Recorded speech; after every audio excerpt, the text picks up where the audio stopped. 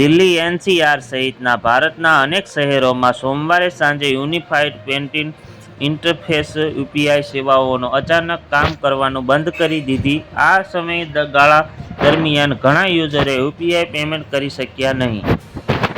તેની અસર payment PhonePe અને ગૂગલ પે પર યુઝર્સો પર જોવા મળી છે.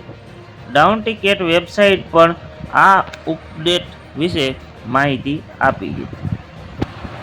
ડાઉન ટિકેટર જણાવે છે કે સોમવારે સાંજે આસપાસ આઉટેજ શરૂ થયો હતો અને થોડા જ સમયમાં સેંકડો લોકોને તેની જાણ કરી હતી.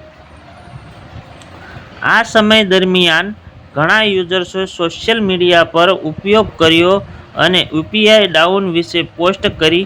ઘણા યુઝર્સોએ ચૂકવણી ન કરી શકવાનો સ્ક્રીનશોટ પણ શેર કર્યો છે. તમને જણાવી દઈએ કે ગયા મહિને એટલે કે 12 એપ્રિલના રોજ યુપીઆઈ સેવાઓનો પણ બંધ થઈ ગઈ હતી.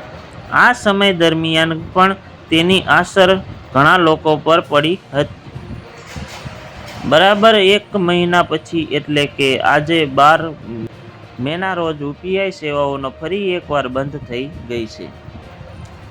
ઘણા યુઝર્સોએ સોશિયલ મીડિયા પર યુપીઆઈ ડાઉન અંગે પોસ્ટ કરી. આ સમય દરમિયાન તેને ચૂકવણી ન કરવાના સ્ક્રીનશોટ પણ શેર કર્યા. તમે નીચે તે સ્ક્રીનશોટ પણ જોઈ શકો છો. યુપીઆઈ ડાઉન થવાને કારણે ઘણા લોકો પણ સમસ્યાઓમાં સામનો કરવો પડે છે. તમને જણાવી દઈએ કે માર્ચ યુપીઆઈના લગભગ 18.3 બિલિયન ટ્રાન્ઝેક્શન ન થયા હતા, જ્યારે ફેબ્રુઆરીમાં આ સંખ્યા 16.11 બિલિયન ટ્રાન્ઝેક્શન હતી. આ વ્યવહારોનું લેવેચ લગભગ 24.77 લાખ કરોડ રૂપિયાનું હતું. આ વેલ્યુ ડિજિટલ ચૂકવણી પર ભારતીય નિર્ભરતા દર્શાવે છે. યુપીઆઈનું પૂરું નામ યુનિફાઈડ પેમેન્ટ ઇન્ટરફેસ છે.